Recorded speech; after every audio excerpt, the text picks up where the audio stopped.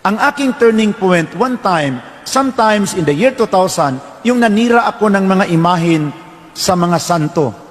And our usual practice, Father, is unahin namin pagsira ang mga imahin sa mga santo, pinakalas namin sirain ang imahin ni Mama Mary.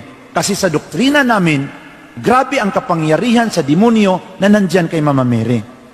So Mama Mary will be the last one to be demolished. Magsigawan kami in the name of Jesus habang mamartilyuhin namin ang mga imahin.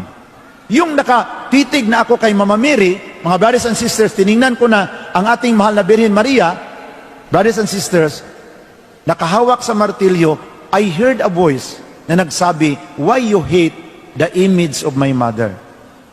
Napahinto ako at hindi ko natuloy ang pagmartilyo, bakit bigla yung pumasok sa aking isip ang mensahe? And i-renew ko ang mensahe, in Jesus' name, laya Satanas! Bakit hindi ipadimulis itong idolatry? Pero para akong kinabahan, hindi ko tinuloy ang pagmartilyo. Sabi ng aking elder, tapusin mo na si Maria. Sabi ko, wag mo akong utusan na, I am the pastor. Baka itiwalag ko kayo. Sinabihan ko kasi,